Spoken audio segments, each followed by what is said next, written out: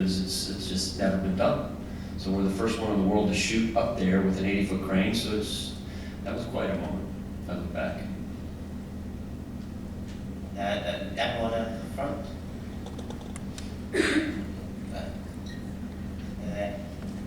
Question for Michael. President Obama gets a name check in a news report in the film. I wonder about the decision process to root the film in that very real sort of reality by literally having the current president, and also how late in the day things like that and the swine flu gag made it into the film.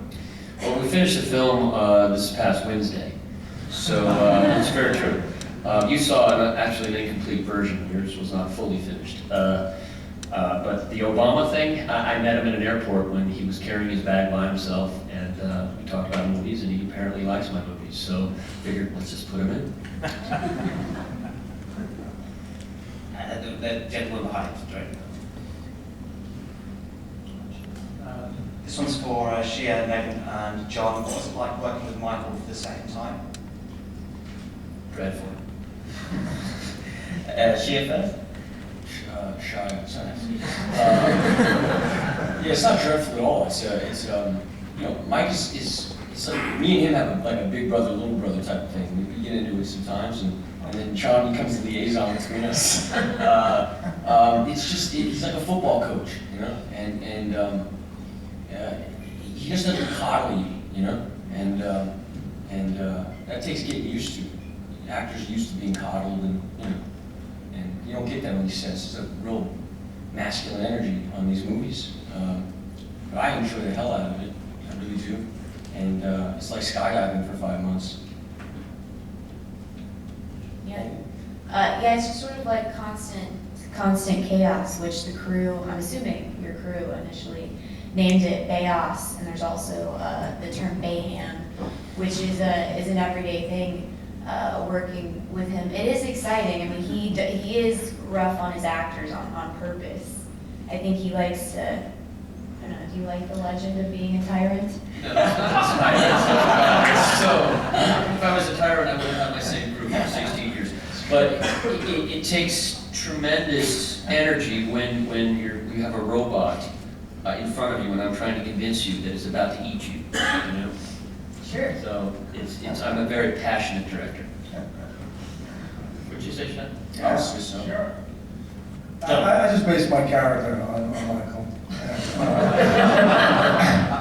But the key to making any movie is you have to kind of key into the sensibility of the guy who's going to be there every day, is going to be working on the film after you're long gone. And it took me a little while to understand that when I first started out. But you really do have to look at that person and sort of connect with their sensibility. And I have a lot of fun. We have a lot, he lets me try things, and he has a lot of energy, and he works really hard. And the shots are going to be interesting. And so you just have to be open to the moment when you're working with him. And I had a good time the first time, and I had a better time this time. This one's for Megan. A recent interview with British GQ, you spoke about recreational drug use. Being a public figure and looked upon by so many people, what kind of message are you sending out to your fans? I wouldn't call it recreational drug use, because that makes it sound like I'm going to clubs and doing cocaine and things like that. I talked about the legalization of marijuana, which I think in the United States it should be. If alcohol is legal, I don't see why we could still have a ban on marijuana, that's all. And I don't think that's, you asking me how that's going to influence 12-year-old girls? Yeah. So. Are they reading British GQ?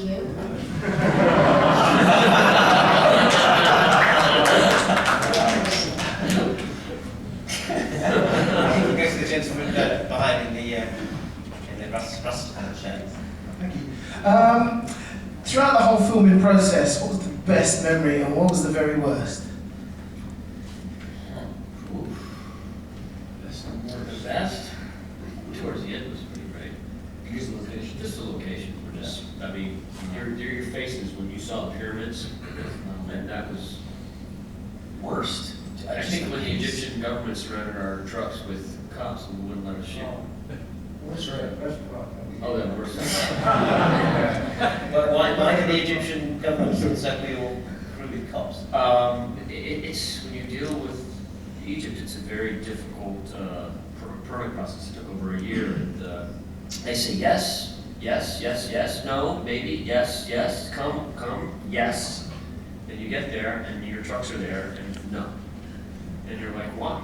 And I personally think they don't want you to see any poor neighborhoods at all. That's what the deal is. And I was shooting City of the Dead, which is semi-dangerous, but I've been walking through there. It's beautiful, and I felt very safe in Egypt.